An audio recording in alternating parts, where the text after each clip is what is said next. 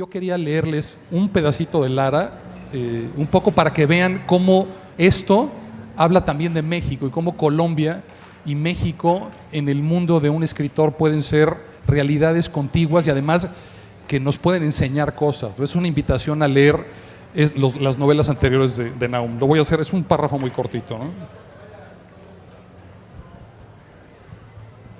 Dice así: Guillermo Cano se quitó las gafas y tomó la hoja que estaba dentro del rodillo de su máquina de escribir.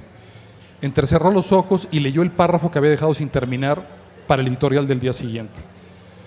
Una semana después de su nombramiento y al calor del primer debate en el Senado, Rodrigo Lara Bonilla dejó sin ánimo de escandalizar a nadie, sino como advertencia una simple advertencia: soy un ministro peligroso.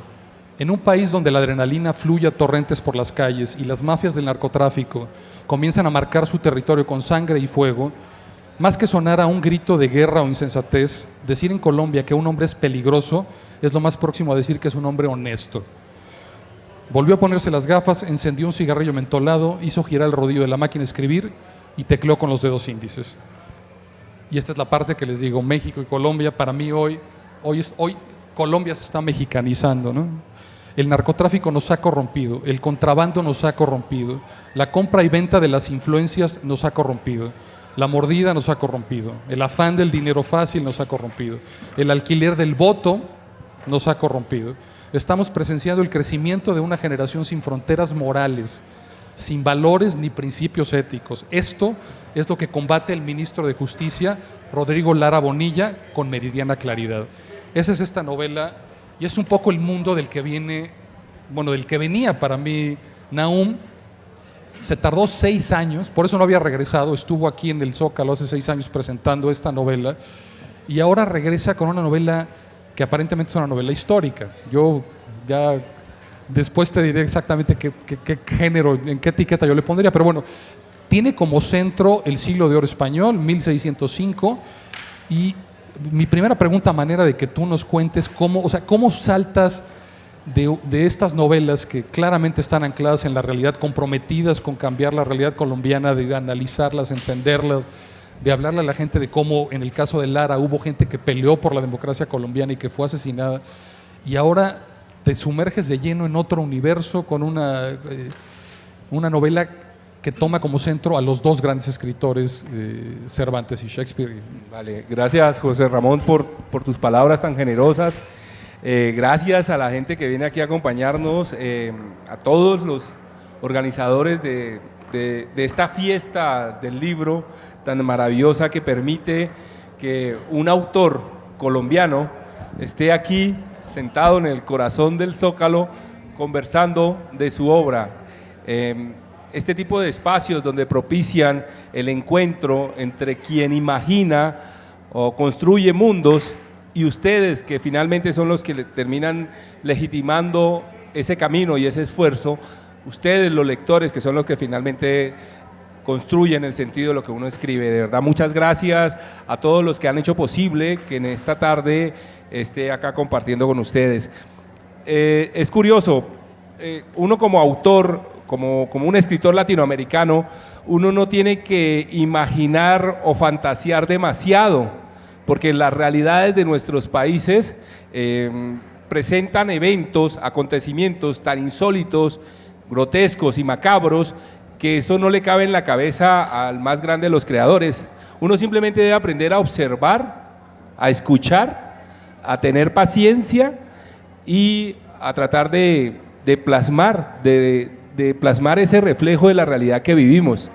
Es curioso estas dos realidades que se parezcan tanto, como lo que vivimos en Colombia en la década de los 80, cuando se declaró también de una manera muy teatral, estrambótica, la guerra contra el narcotráfico, que dejó un baño de sangre atroz, del cual todavía no nos hemos recuperado, porque perdimos a nuestros más grandes e importantes líderes políticos, sociales, culturales que teníamos, y ahora estamos viviendo una especie de resurgir. En estos momentos en Colombia estamos respirando aires de paz, que es una cosa maravillosa, que incluso ni en eso nos estábamos poniendo de acuerdo. El año pasado nos estábamos diciendo, ¿nos seguimos matando o hacemos la paz. Y casi la mitad de la población que votó decía, no, nos seguimos matando, matémonos.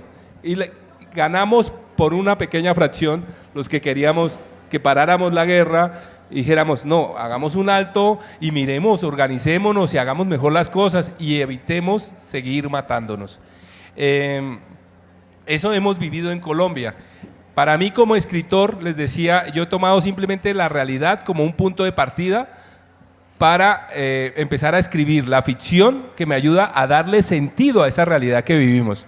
En Colombia fue una realidad tan vertiginosa, tan cargada de acontecimientos, que creo que la literatura tuvo que hacer un alto en el camino, evitar el vértigo del periodismo que cae en la trampa del día a día, el periodismo que termina condenado por el presente, y apoyarse uno en la literatura para construir unos relatos que intentan ir más allá de contar un evento que ocurrió y que probablemente vamos a olvidar. A construir un relato que trascienda una mera información, una mera cantidad de números. Eso es lo que hemos hecho en Colombia en los últimos años. Escribí El Esquimal y la Mariposa, donde retomaba los crímenes que se presentaron en una campaña a la presidencia en 1990, donde 3 candidatos a la presidencia fueron asesinados en plena campaña. Es una cosa extraordinaria, insólita y macabra que pasó en Colombia. Y en esa novela, en El Esquimal y la Mariposa, hablaba de una bala que se había disparado una noche 6 años atrás y que había cegado la vida del ministro de Justicia. La hipótesis narrativa que tengo todavía en la cabeza y que todavía no he podido resolver es que esa bala se disparó la noche del 30 de abril de 1984, asesinó al entonces ministro de Justicia y empezó un largo recorrido que no ha terminado hasta el día de hoy y se ha llevado muchas vidas importantes. Esa manera de entender la realidad como poder ser completada por la ficción me llevó a caminar, a dar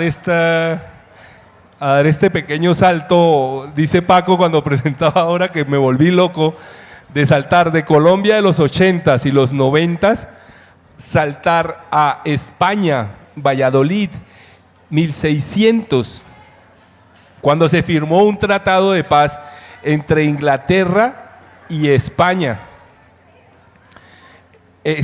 No estaban en una guerra formal, digamos, no estaban combatiendo, no habían librado batallas, pero había una serie de hostilidades y había un conflicto allí flotando entre ellos dos, entre esas dos naciones. Se firma un tratado de paz y se ratifica en Valladolid en 1605. Los historiadores, alguna vez escribí una biografía sobre Cervantes y encontré que en 1605, en junio, en pleno verano, ya Cervantes ha publicado El Quijote, o Don Quijote, perdón, a nosotros siempre le sale el españolete al decir El Quijote. Don Quijote ya lo ha publicado, de hecho él creía que era una sola novela y ya no iba más. La ha publicado a finales del año, a comienzos de 1605. La obra cuando sale a circularse, uno piensa que fue como una especie de bestseller que llevó a la fama a Cervantes. Cervantes ya era alguien mayor. No, lo que generó fue una cantidad de burlas. Había un gran autor en la época que era Lope de Vega, ese sí era la gran vedette literaria, y fue el primero en burlarse de esa novela. No sabían qué era. Y entonces lo asumieron como un libro de burlas, de humorismo. Y Cervantes, en junio, es acusado de un crimen que no cometió, como en una buena novela policíaca. Un soldado navarro llega malherido a morir en la casa de Cervantes. Cervantes vive en el Rastro del Carnero, la peor de las calles de Valladolid, una calle donde abundaban matarifes, prostitutas, malandros, ladrones y demás. De hecho, Juan Goytisolo, cuando ganó el premio Cervantes el año pasado, decía, bueno, en lugar de ponerse a buscar los restos de Cervantes en una calle que se llama Lope de Vega, en Madrid, ¿por qué los historiadores no se dan a investigar ¿qué hacía Cervantes en 1605 en la calle del Rastro del Carnero en Valladolid? Yo no sé cuál será aquí en el DF la peor de las calles, o sea, una calle donde uno no pueda, mejor dicho, una tierra de nadie, donde uno no pueda entrar y salir ileso. Cervantes vivía allí y allá va a morir un soldado navarro y llega un alguacil y levanta un acta diciendo, don Gaspar de Espeleta llegó malherido acá a morir en una casa donde está hospedado un tal Miguel de Cervantes con unas hermanas que le llaman las Cervantas y se dedican al innoble oficio de la prostitución. Esa acta la descubrieron los españoles hacia finales del siglo XIX. Antes del siglo XIX, Cervantes era como una especie de apóstol, de mártir, de hombre, de escritor sufrido, que había ido a Lepanto y había recibido una herida espantosa en la mano izquierda y que se había dedicado a escribir Don Quijote por allá encerrado en la paz de sus aposentos. En esa acta que escribe el alguacil, donde lo ubica en la peor de las calles de Valladolid, con unas hermanas que se dedican a la prostitución, se cae, digamos, esa imagen rosada, pura, casi cristianizada del gran autor español. Para mí ese evento me sirvió de detonante casi de la misma forma que me sirvieron los atentados que se presentaron en Colombia. Para mí fue el punto de partida para comenzar a escribir una historia y dije, sí, puedo escribir como una especie de historia, permítame la palabra, una historia policíaca, donde el investigador, el detective, sea Cervantes. Lo acusan de un crimen que no cometió y él va a buscar a descubrir quién fue el asesino. Esa fue la idea inicial. Pero cuando descubro que justo en esa época, justo en esa misma semana que a él lo llevan a la cárcel, descubro que esa semana había en Valladolid alrededor de 600 ingleses, entre artistas, diplomáticos, militares, arquitectos, músicos y teatreros. Y decían los historiadores que era tal vez la única posibilidad histórica que se hubieran podido cruzar ese par de bellezas, ese par de genios que son William Shakespeare, y se hubiera podido cruzar con Miguel de Cervantes Saavedra. Decía, cuando encontré el rastro en el texto, el historiador decía que como no había ningún documento histórico que confirmara que Shakespeare estuvo en esa delegación, entonces tal encuentro jamás se llevó a cabo. Ahí es donde entra el escritor y dice, bueno, ¿y entonces para qué carajos está la literatura? La literatura está para imaginar, hacer posible lo imposible. Y entonces yo ya tenía una trama, una intriga escrita donde Cervantes era el detective que estaba tratando de averiguar, el investigador que estaba intentando averiguar quién era el asesino de Gaspar de Espeleta, y meto a Shakespeare en esa trama. Y esa historia, fueron 6 años intentando darle coherencia a esa locura. Tuve que volver bueno, yo he leído a Cervantes, uno lo ha leído como cualquiera, pero tuve que entrarle al universo de Shakespeare, que de verdad ese tipo también era enorme. Tener que definirme por un texto, porque dije, no, si me voy con 2, 3 textos, uno solo de Shakespeare me da para todo. Entonces le aposté a Hamlet. Me fui y dije, por un lado tengo a Don Quijote, por el otro lado tengo a Hamlet, por Dios. Y lo más increíble, tengo a los autores que fueron esos capaces de imaginar esos personajes. De hecho, eso fue uno de los grandes desafíos que tuve para escribir esta novela. Uno tiene una imagen viva de Don Quijote. Uno le dicen Don Quijote y uno ve a un hombre delgado, mayor, ¿cierto? Así, con porte. A uno le dicen Hamlet y uno ve a un joven vestido de negro, de pronto con los cabellos despeinados y todo. Uno tiene una imagen vivida de esos dos personajes literarios. Pero a uno le dicen Cervantes y uno ¿qué ve? Hay unas ilustraciones que tomaron después, o sea, más de 100 años después hicieron esos retratos, porque Cervantes nunca tuvo dinero para pagarse un retrato. Y son la pose típica del hidalgo español, bonito, nariz aguileña, bien afeitado y demás. De Shakespeare sí tiene uno una imagen, alguien medio peloncito acá arriba y con un arete aquí, una candonga aquí colgando. Es tal vez la imagen más vivida de Shakespeare, pero no más.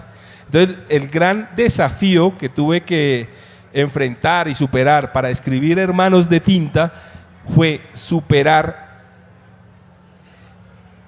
esa imagen anquilosada que nos ha dejado la academia, la historia, de unos escritores casi que de bronce, allí pétreos, allí en la academia, y volverlos seres humanos. Ese fue uno de los desafíos más grandes que enfrenté, José Ramón, y de verdad muy, muy generosas tus palabras al presentarme.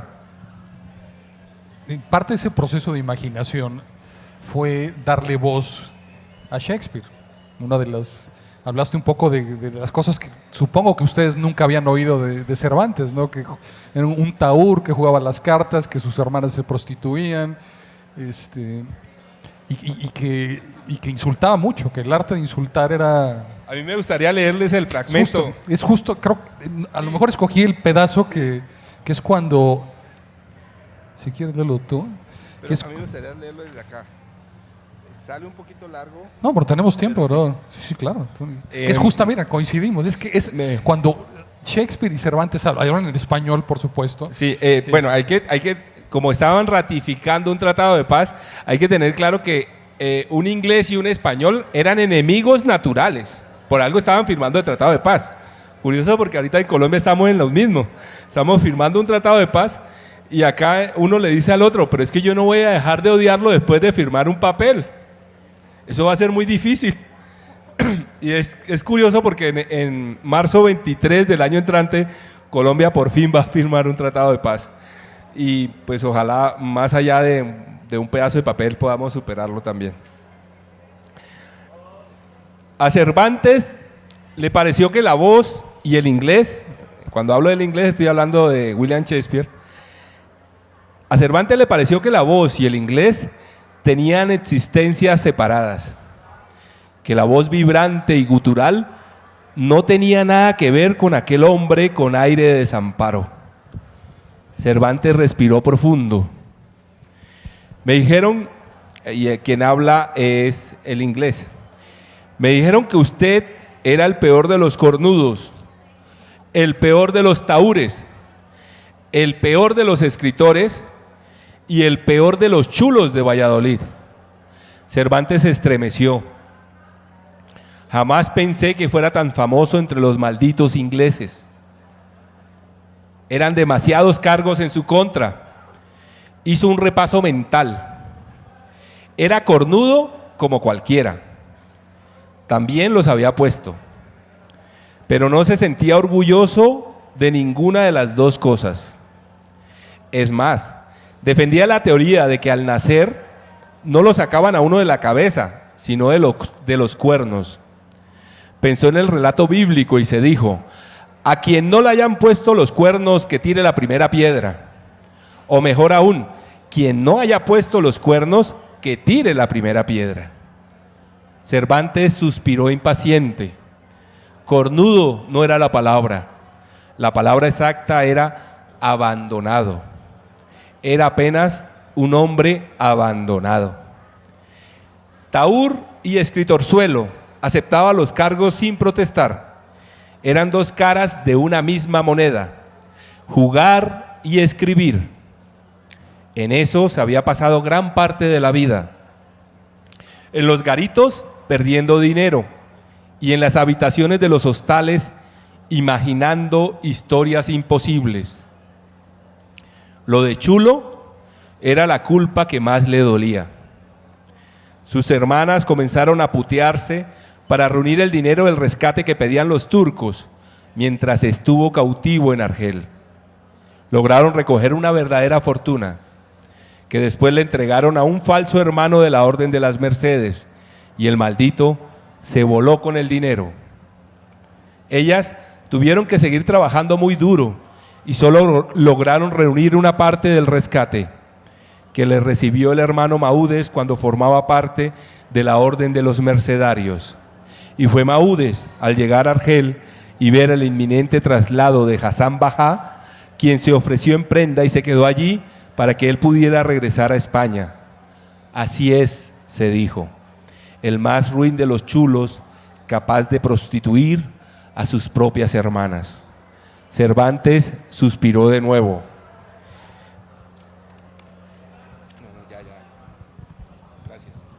El hecho de que prefiera las malas compañías a la soledad del cuchitril, donde usted duerme, no cambia nada. La pasamos mal, tal vez usted más que yo. Yo solo perdí un par de muelas y unas costillas molidas a golpes. Nada del otro mundo. Usted pasó su buena temporada en la oscuridad, lo sé, atormentado por sus propios fantasmas, terrible. Pero eso no significa que ahora vaya a confiar en usted.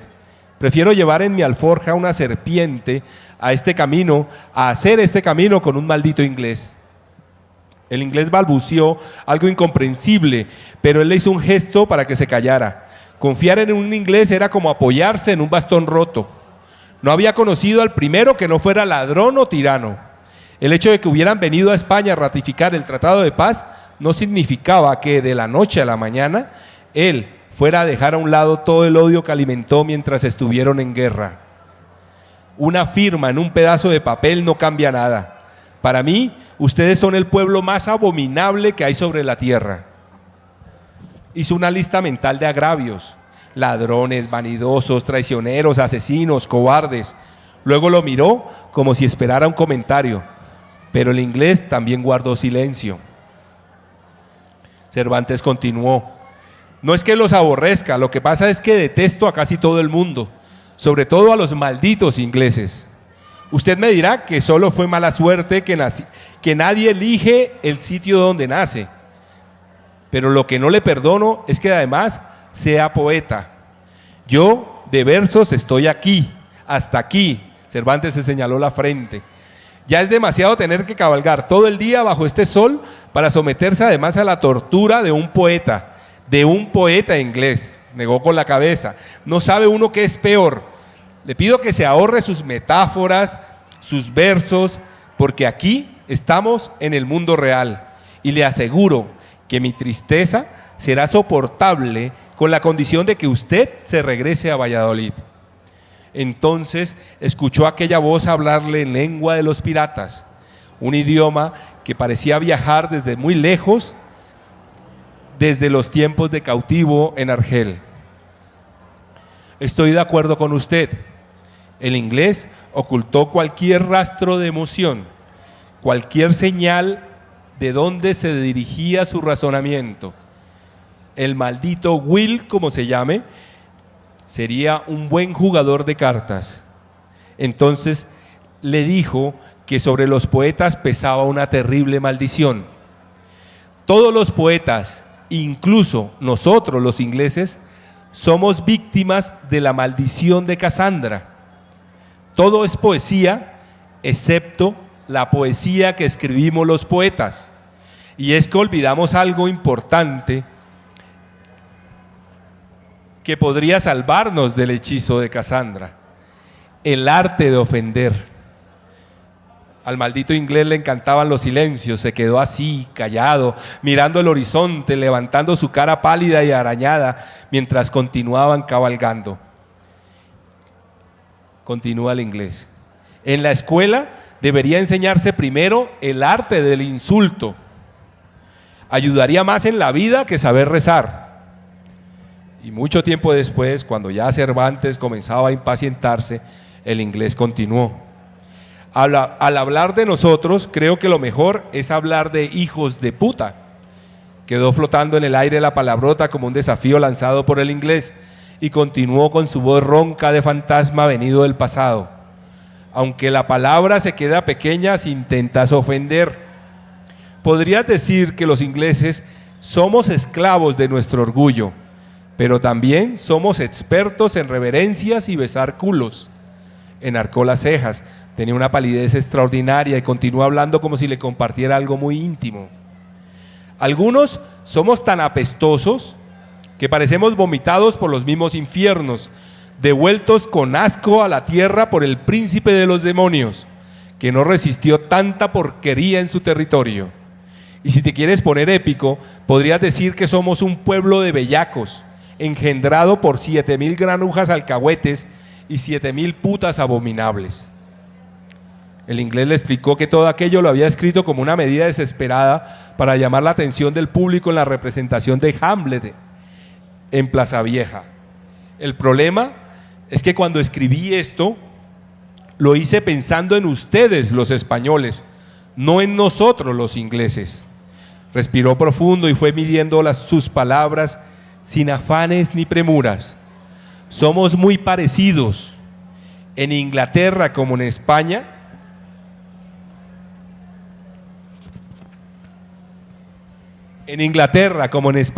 no conocemos el punto medio. O somos los más felices o los más desdichados de la tierra, los más religiosos o los más paganos, los más devotos o los menos creyentes. Así era, la mitad de los españoles como la mitad de los ingleses se moría de hambre y la otra mitad de ingleses y de españoles se moría de indigestión por comer tanto. Continuó con su voz tranquila e indiferente, como si estuviera en un escenario y recitara un parlamento.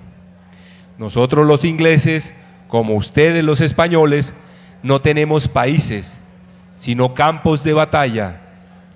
No tenemos un pueblo, sino un ejército.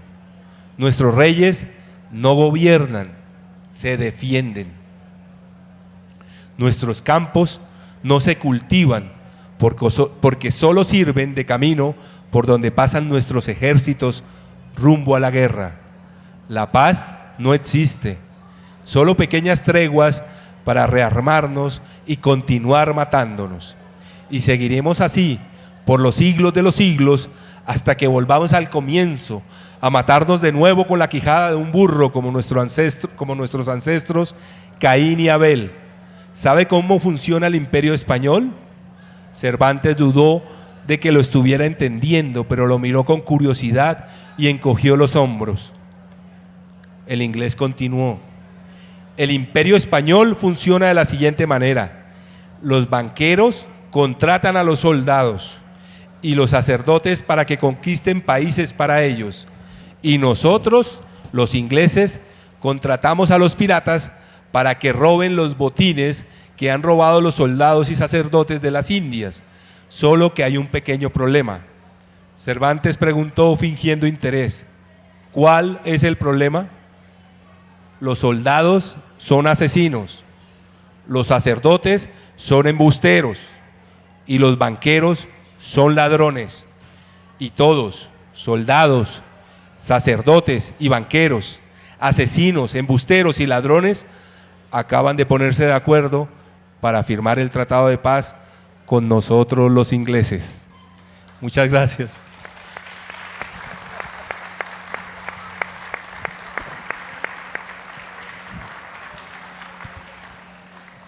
La literatura hace lo imposible posible. Acaban de escuchar a William Shakespeare hablando en español contemporáneo con Miguel Cervantes, con acento colombiano, en el Zócalo de la Ciudad de México, ¿no? El español que nos une.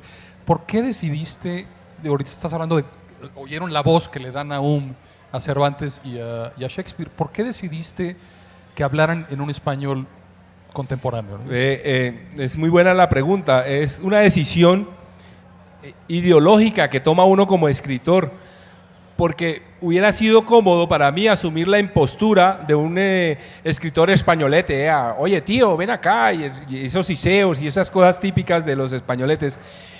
Pero yo no soy así. Yo soy profundamente colombiano, profundamente latinoamericano.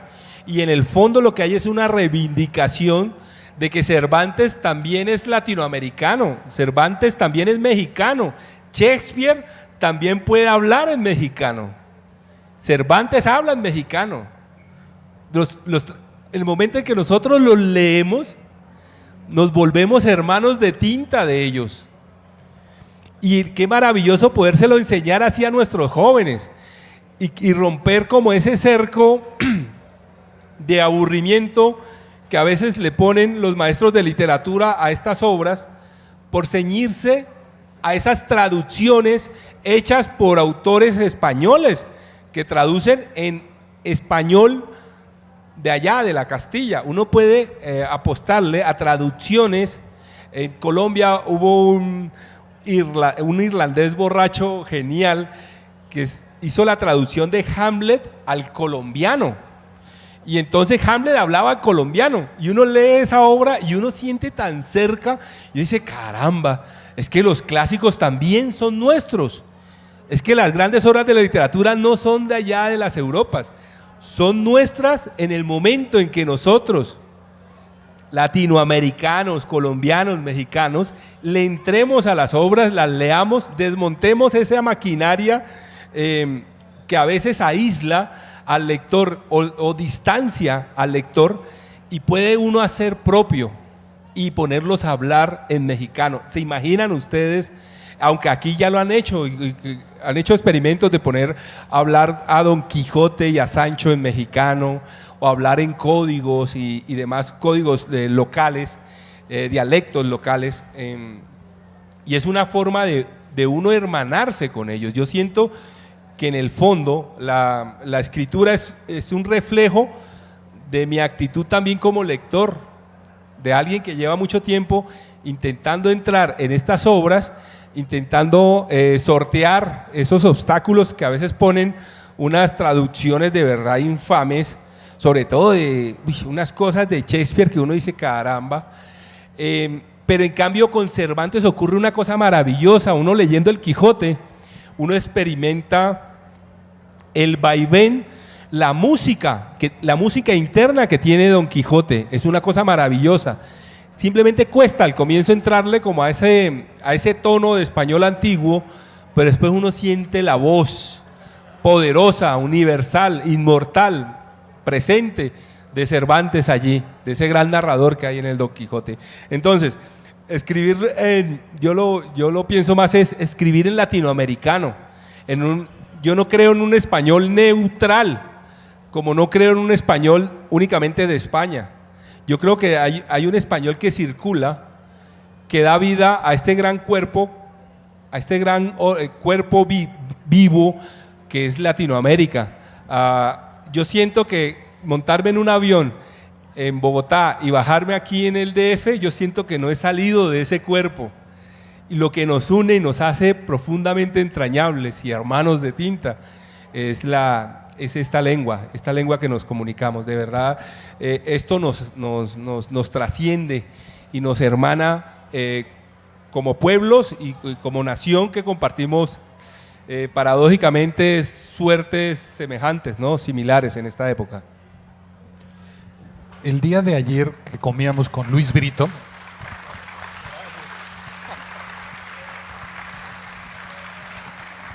hay que ponerle Latinoamérica a esto uno de verdad siente. Miren, uno viene aquí a México y uno siente que ustedes son familia, es una cosa maravillosa, y uno dice caramba, esa sensación de afecto, de cariño que va más allá de las fronteras, eso es lo que debe trascender, de que sepan ustedes que todos estos líos tan terribles que están viviendo no están solos, que tienen unos hermanos latinoamericanos que están cerca de ustedes y que están siguiendo lo que está ocurriendo acá. ¿Verdad? Muchas gracias. Qué afortunados van a ser de poderse llevar la novela de Nahum, que está en esa mesa, por cierto. La novela también está llena de guiños. Digo, eres un novelista negro, hablamos un poco rápidamente del Esquimal y de Lara, pero son novelas que se insertan perfectamente en el género negro. Aquí, en una novela histórica, está plagada. Hay esta intriga, yo no les voy a contar la novela, la tienen que leer. Hay una intriga que los lleva a la cárcel, un poco. El misterio de la novela negra es el que lleva a Cervantes y a Shakespeare. O sea, más bien Shakespeare hace algo por Cervantes hace algo por Shakespeare y es un poco lo que pone en movimiento la historia, pero también hay guiños a otras novelas negras. Hablas del misterio del halcón maltés, por ejemplo, que Cervantes estuvo involucrado. Me gustaría un poco que hablaras por qué le sugieres esa historia en el pasado de Cervantes, si es real, si tiene que ver con Hammett, con esa famosa novela del halcón maltés. Fíjate que esto de uno trabajar la novela negra es como una especie de locura, como que algo que gira y atrae alrededor muchas cosas. leyendo, investigando para escribir la novela, que por cierto se me fueron 6 años en ese proceso, yo hacía altos en el camino y siempre leo a Hamed, a Chandler, y leyendo El Halcón Maltés, la historia del Halcón Maltés ocurre a finales del siglo XVI, por allá en 1590 y algo. Una orden de curas manda, bueno, los salva el rey y ellos en agradecimiento mandan a hacer un halcón hecho en oro macizo y relleno de piedras preciosas. Y esa es la trama principal de una de las grandes obras de la novela negra de estos tiempos, sino que se origina por allá. Y yo, volviendo a leer El Halcón Maltés, dije, ve, qué curioso. Esa trama ocurrió cuando Cervantes estaba cautivo en Argel. O sea, Dashiell Hammett escribe una obra, pone una fecha al azar, y resulta que esa fecha al azar coincide con la estadía de Cervantes cuando fue cautivo. Bueno, no sé si ustedes tienen claro un poquito la vida azarosa de Cervantes. Él se bate a duelo a los 15 años con un estudiante. Lo condenan a perder la mano derecha y a ser azotado en plaza pública. Él huye de esa condena, se va a Italia y a los 16, 17 años se mete a la Armada Invencible, se enrola y se va a la guerra a combatir contra los turcos. Le va relativamente bien hasta que participa en la batalla de Lepanto, donde es herido, recibe un arcabuzazo. La imagen que tengo la recibe en la mano izquierda y es como si él intentara detener la lluvia de plomo con la mano y la mano le queda desgarrada y recibe una herida gravísima en el pecho. A él nos dicen el manco de Lepanto. A uno le dicen manco y uno se imagina que no tiene la mano. No, él tenía la mano pero seca. No le servía la mano. El malherido es ascendido a capitán, le dan una carta de recomendación para regresar a España y formar un negocio, hacer algo con esa sola carta. Y ya regresando a España, la galera al Sol donde él iban como 6 galeras, hay una tormenta y la galera de donde él iba se queda rezagada de la armada que iba protegiéndolos, es atacada por los turcos y lo llevan prisionero a Argel. Como llevaba esa carta de recomendación, tasan un rescate elevadísimo, que llevó a que las hermanas tuvieran que prostituirse. Como se leía en el fragmento, se lo dieron a un falso monje que se robó la plata. Las hermanas tuvieron que seguir trabajando duro para reunir la plata y finalmente él logra regresar a España. Pero él en esa estadía en Argel es cuando surge esa relación con el Halcón Maltés. Yo sigo excavando allí y digo, ¿qué tal que Cervantes fue el que armó el lío del Halcón Maltés?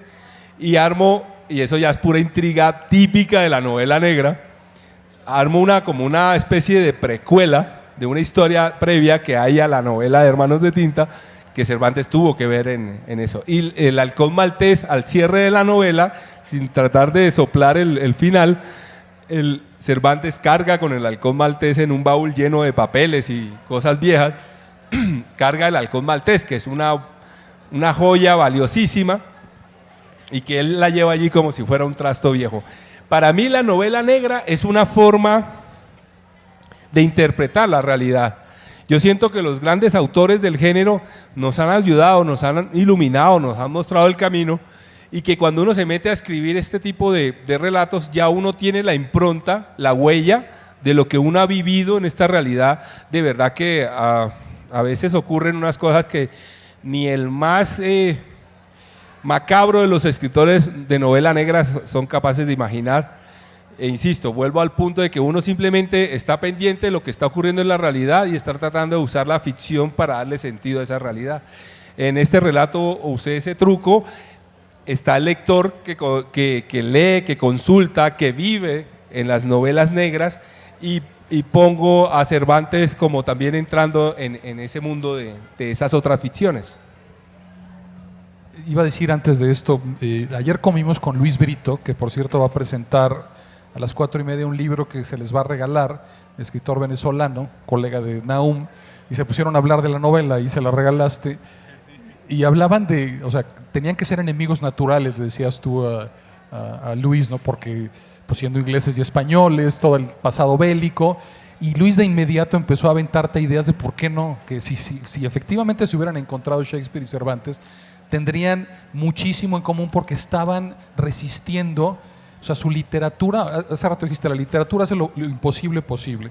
Ese día entre ustedes dijeron algo así como la literatura te permite resistir algo como la Inquisición, resistir a la censura. A la censura. Entonces, ¿por qué no les compartes un poco de lo que hablaste con Luis ese día? Una maravilla. Bueno, los invito a la charla con Luis Brito.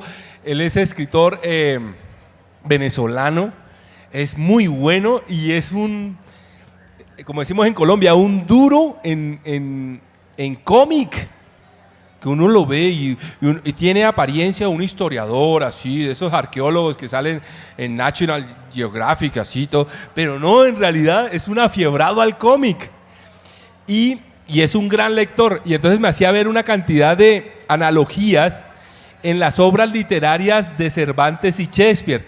Él decía, sus obras literarias responden al espíritu de una época. Ellos no podían escribir de otra manera. Ellos se tenían que inventar personajes literarios locos para poder decir y cuestionar y criticar lo que ocurría en su época.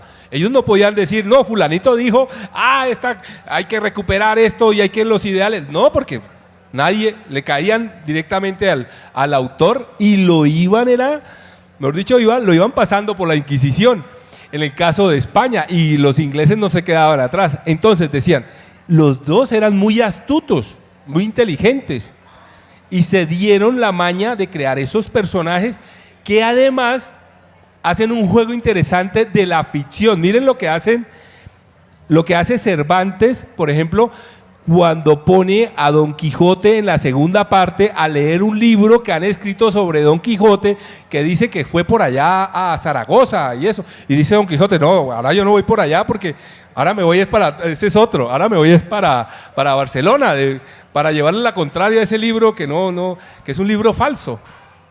Miren lo que hace Hamlet. Hamlet quiere demostrar la culpabilidad del tío que ha matado al papá para casarse con la mamá, que además es un rollo súper complicado en Hamlet. Algo nos enseña Shakespeare maravilloso, y es que las historias no tienen comienzo ni final. Cuando arranca Hamlet, ya todo ha pasado. O sea, a Hamlet es como un chico como loco, que no sabían qué hacer con él, entonces lo mandan a Inglaterra, que es un país de locos, donde no lo van a notar mucho.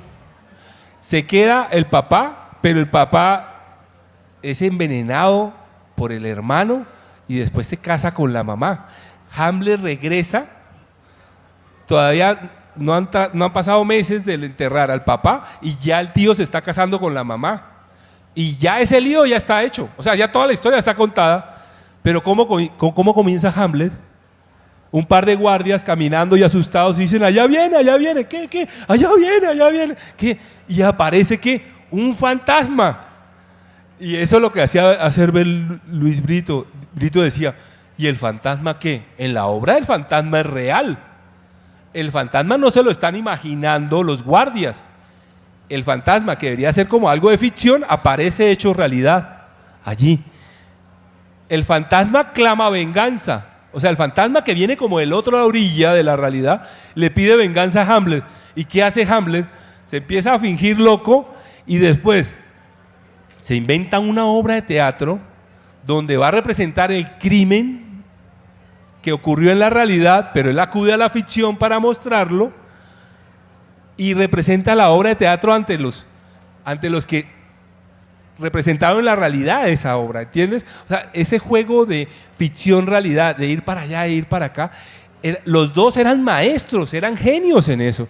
Y entonces Luis Brito hacía ver que los dos se han debido entender con esas simpatías y esas genialidades que tuvieron para jugar y entremezclar realidad y ficción. Lo curioso es que uno usa la ficción para mostrar a dos seres humanos que fueron geniales creando personajes de ficción. Sí, y es un poco lo que decía al principio. A mí esta novela al principio me confundió por lo que esperaba de una novela de Nahum Montt, pero conforme fui avanzando, yo digo, no sé si ustedes sean lectores así, yo soy un lector que siempre trato de meter una narración en un género, en una definición para recordarla, o sea, porque cuando lees mucho, pues una manera de recuperar tu experiencia de haber leído el libro es recuperar esa etiqueta que le pusiste, ¿no? Y yo no podía, Hermanos de Tinta se me escapaba. Empezó como una novela histórica, yo sé, no, pues es una novela histórica, y no, de repente se convirtió en novela negra, y de repente se convirtió en esto que estás explicando, ahora una especie de metaliteratura que habla de otras literaturas, de otros libros, y que está permanentemente haciendo guiños a cosas que de repente hablas también de las novelas, de episodios que me recuerdan, no sabría decir cuál, alguna novela ejemplar de Cervantes. O sea, hay más capas de la cebolla, ¿no? Entonces, no he podido ponerle etiqueta. ¿Qué es Hermanos de Tinta? Ahorita la pregunta me la respondió Paco Taibo, cuando dijo Nahum Montt, el que escribió esa novela de aventuras, y yo dije, uy, menos mal dijo novela de aventuras, porque yo tampoco tengo claro qué fue lo que escribí. Yo creo que escribí, cuando yo la estaba escribiendo, yo sentía que estaba escribiendo una novela negra. Novela negra.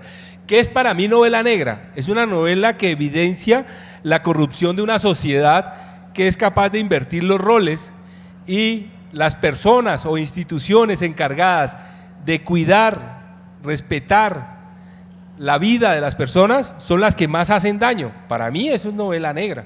Y yo estaba trabajando y todo el trasfondo social que tiene esta novela responde al género. Y yo iba fresco. Claro, cuando yo termino la novela, yo dije, ay caramba, ¿y ahora esto qué es? Novela histórica en el sentido tradicional, que se apoya en un evento histórico, intenta recrearlo minuciosa, rigurosamente, hasta el último detalle. No. Y el hecho mismo, cuando tomo distancia frente al lenguaje, lo que les decía ahora, y ya me voy a un lenguaje actual, de un latinoamericano actual, yo dije, miércoles, ahora sí, ya ahora... Yo me saldría por la tangente, como dijo Paco, es una novela de aventuras, y por ahí me pongo a cubierto, pero creo que en el fondo, creo que lo que hay es... Creo que las historias simplemente se escriben, y uno debe evitar caer en la trampa de los géneros, de encasillarla en un género. Yo creo que en esta época ya la narrativa se mueve de manera transversal y salta de un género a otro, y uno no debe sentir remordimiento por eso. Siento que la misma realidad salta de un género a otro, entonces uno no debe quedarse ni encasillado ni sintiendo nostalgia por esos relatos que podían entrar fácil y encajar fácilmente en esos horizontes. Y la novela te tomó 6 años escribir. Sí. ¿Cuál fue? ¿Es tu ritmo? Según yo, entre el Esquimal y Lara hay menos tiempo. Y o sea, 4 años también. 4 años. Sí, Sí. Obviamente y aparte es una escritura muy destilada. Ya lo verán los que se atrevan a comprarlo y leerlo. O sea, da la sensación de que, y corrígeme si mi percepción es equivocada, que escribes vasto y que lo vas pudando, o sea, porque los diálogos son muy precisos todo el tiempo. No hay la sensación de muchos escritores de que escriben y se queda la página. Me da la sensación de que lo vas, o qué fue lo que hizo que te tomara, fue la investigación. La investigación fue arrancar con un arranque falso, que era Cervantes siendo investigador, después entra Shakespeare y se tira todo, toqué volver a comenzar. Yo escribo todos los días, juicioso, normalmente me levanto en Bogotá a las 3 de la mañana, escribo de 3 de la mañana a 8 de la mañana diariamente, sagrado. Pero qué buena la pregunta, porque a veces la gente piensa que uno se sienta y eso sale como un chorro, así, una cascada de verbos, así, ¡guau! Ya. No, digamos que hay muchas capas de escritura. Uno inicialmente imagina la anécdota, después empieza a construir un boceto de lo que podría ser, después empieza a armar un borrador, después visualiza el horizonte, el arco dramático de la historia, y empieza uno a trabajarlo y se le va a uno la vida. Uno debe aprender a manejar la investigación la usa uno al final del borrador para llenar los baches vacíos que tiene la historia, no antes. Si usted comete el error de empezar a investigar Cervantes y Shakespeare antes de tener el borrador hecho, se le va la vida y no hace nada. Y el proceso de escritura, yo en eso soy muy riguroso, respeto mucho como la música interna de las palabras, como que eso lleva un ritmo que va llevando al lector, respeto mucho al lector, si el lector es capaz de llegar hasta la página 180, no le voy a salir con un chorro de babas, le voy a decir antes gracias por acompañarme en este viaje y qué bueno, te tengo reservado esta grata sorpresa para el final. Entonces es oficio y eso se lleva mucho tiempo. Y esta obra se lo llevó, pero fue maravilloso estar viviendo en Hamlet y Don Quijote durante esos 6 años. Yo por eso después no quería ni publicarla. Y fue mi esposa la que me llevó de las orejas y me dijo, ya, publíquela porque ya, salga de eso.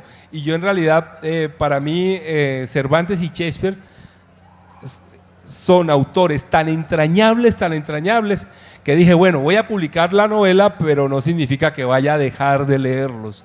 Y continúo leyéndolos y me gustaría invitarlos, si le quieren entrar a Cervantes, éntrenle a Novelas Ejemplares, que es una obra que él va a publicar un año antes de su muerte, en 1615, justo en esta, cuando está publicando Don Quijote. Es una obra que él venía trabajando hace mucho tiempo y tiene un relato, le llama novela ejemplar, pero es un cuento de mediana extensión que se llama El licenciado Vidriera. Les recomiendo, si quieren entrarle a Cervantes, a esa genialidad del juego de la ficción y la realidad, de la locura, y del loco y el sabio, éntrenle al licenciado Vidriera. Es un relato conmovedor. A mí me conmueve, yo vuelvo y entro.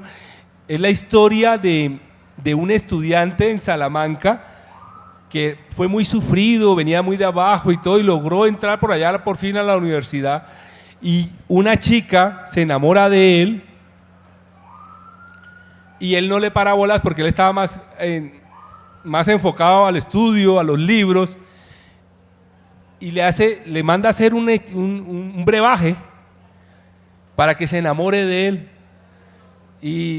y hacen mal el brebaje y lo que se lo dan y lo que lo hacen es chiflarlo y él se vuelve loco. Y adivinen la locura que le da al licenciado Vidriera.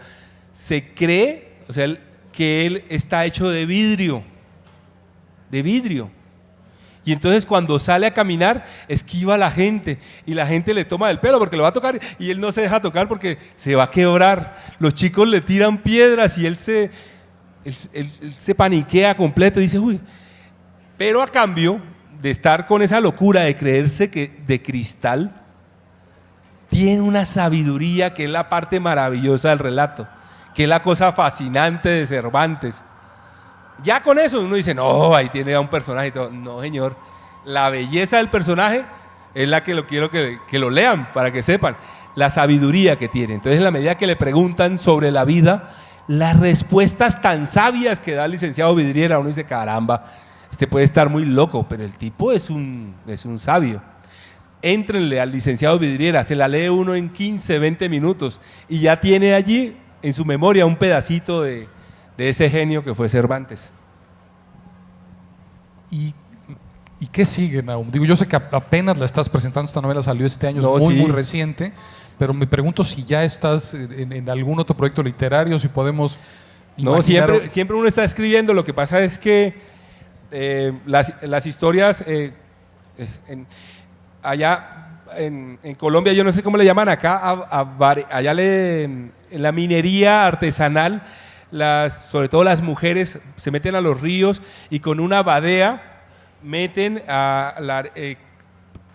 atrapan con la corriente del río, atrapan un puñado de tierra y empiezan a mover, y de todo miles y miles de pedazos de piedras, de arena y demás, encuentran una chispita, un pedacito de oro. Eso lo va guardando.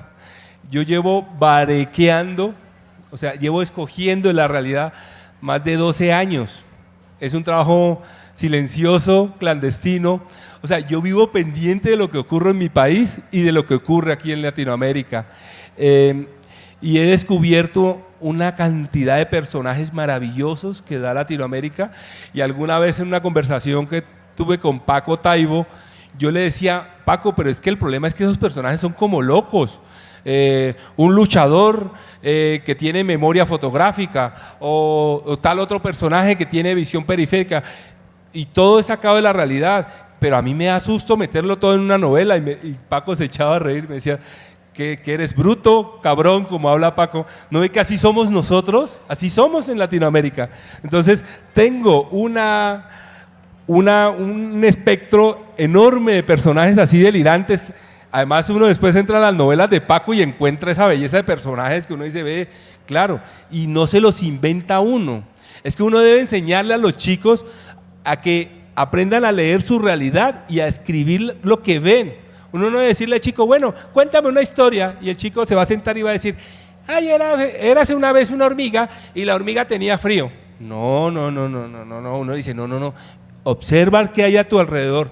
Ah, había una vez mi abuelita que está loca por los pájaros, una vez se metió en la jaula a lavar los pájaros. ¿Y qué más pasó? No, saltó un pájaro y le hizo popó. Y miren que fue algo que está viendo y observando, ¿no? Yo reivindico la imaginación, y la fantasía está en la manera como somos capaces de observar la realidad que estamos viviendo, nada más. La literatura es la memoria de los otros. Cuando llegaste, te fui a recoger al aeropuerto, me contaste una anécdota que te conté que yo la había olvidado por completo. En cuanto me la empezaste a contar, la recordé y te he estado observando estos días. No te separas de tu libreta y de repente te separas y empiezas a anotar, ¿no? Entonces ya me entró la aspiración de a lo mejor algún día alguna de mis anécdotas va a ser una anécdota en una novela de Nahum Monton. La última anotación que hice en la libreta antes de venirme para acá es que vi a dos personajes, uno disfrazado del Chavo y otro del Kiko. A mí esa vaina me impresiona porque pues yo crecí como todos en Latinoamérica viendo, pero yo que pienso y de una vez voy imaginando, yo los imaginaba a ellos dos asaltando un banco. Yo decía, qué maravilla, que entraran y robaran un banco, una multinacional o algo así. Yo decía, ve, entonces saqué la libreta y apunté, el Chavo y el Kiko asaltan un banco. Esa es la manera de que yo voy barequeando la realidad. Ese apunte va a llegar a Colombia y voy a decir, ¿y yo por qué escribí esto? Con José Ramón, él tiene una historia que eso a mí me hace reír, de unos estudios que hicieron unos científicos con unos ratones, y resulta que son... Cuéntales cómo es la historia, ¿cómo es? Digo, rápidamente, porque sí. Hablaba yo soy arquitecto, entonces me obsesiona cómo la forma puede determinar el comportamiento de las personas. Vivir en una casa de cierta forma pues, genera personas, yo creo en eso, no una relación automática, pero sí que condiciona y de manera importante. Entonces creo que te comenté un estudio que acababa de leer de cómo con ratones que los ponen en ambientes complejos, o sea, son laberintos donde tienen que hacer muchas pruebas para llegar a la comida, esos ratones crecen más inteligentes. Ya vino Paco a salvarnos de esta anécdota. Pero bueno, crecen inteligentes, y los ratones que no tienen que trabajar para comer crecen gordos y torpes, ¿no? Entonces, la complejidad, lo que te decía es que un espacio complejo tiende a generar personas inteligentes, ¿no? A ver. El general Zapata dijo en uno de sus mejores días, la panza es del que se la trabaja, ¿no? ¿Qué? Nomás las burgueses pueden ser panzones, ni madres. Panza proletaria y taquera, chinga. Vengo porque quiero darles una buena noticia. Yo conocí a Nahum a partir de la publicación en Colombia de una novela que me dejó con los ojos cuadrados. No sé si han estado hablando del Esquimal y la mariposa. Sí, un poquito. Pero el Esquimal y la mariposa me dejó con los ojos cuadrados. Era una primera novela policíaca, pero era buenísima. No había esa especie de tropezón que tienen las primeras novelas policíacas. Contaba una historia que vinculaba prensa, información, paramilitarismo, narcotráfico en Colombia. Bueno, esa novela llegó al premio Silverio Cañada en España, de primera novela policíaca, ¿no? Precisamente porque era como tan desconocida, y fue gracias a Mario Mendoza. Llegó después, pero hubiera ganado ese año si se hubiera presentado, hombre. Bueno, el caso es que le hicimos un montón de fiestas en España a esa novela, y no se publicó en España, no se publicó en México, la publicó una transnacional, que era en la primera edición Alfaguara. Alfaguara, y no se distribuyó, quedó encerrada en Colombia. Entonces, acabo de tener una conversación con 2 editores mexicanos que dicen que la quieren publicar en México. Ah, qué bien. Entonces, por fin vamos a tener las obras de Nahum circulando. Ma. No te Qué van a bonito. pagar, no te van a pagar un carajo, porque es una editorial joven y de primera edición, pero por lo menos abrimos las puertas, ¿no? Entonces, al final no se te olvide que te presente a los compañeros del naufragio. De verdad, muchas gracias, Paco. Ya estamos sobre la hora. Faltan 4 minutos, podemos despedirnos. ¿Quién despide? ¿Tú o tú? Digo, nada más recordarles, es una buena oportunidad de llevarse la novela, está en esa mesa, la pueden comprar, Nahum y además se la llevan firmada y dedicada por Nahum, que creo que... Y lo que dice Paco es una paradoja que vivimos en Latinoamérica. Estamos tan cerca, llegan estos sellos editoriales transnacionales, multinacionales, pero nos aíslan, nos vuelven, ahorita hablando con Brito, que es escritor venezolano, y no, en Colombia no encontramos los libros de Brito. ¿Por qué? Porque pues los publica allá, pero acá no llegan y tan cerca que estamos. El lograr que una obra de estas, por ejemplo, Hermanos de Tinta, que uno no sabe, bueno, cada libro nace con sus propias alas, pero tener la posibilidad de tenerlo acá, porque no va a circular en México, al menos en mucho tiempo, entonces van a tener la opción de tenerlo y firmado por el autor. Curiosamente, el año entrante se van a cumplir 400 años de la muerte de ese par de genios, ¿no? Y se han creado mitos que murieron el mismo día y demás. La cosa tampoco es que sea tan cierta, pero sí, el hecho que hayan compartido un espacio-tiempo y hayan compartido esa fascinación por jugar por la realidad y la ficción, pues los hace profundamente hermanos de tinta. De verdad, muchas gracias. Vea, ustedes han sido muy generosos con este colombiano escritor que viene acá a compartir su experiencia, de verdad.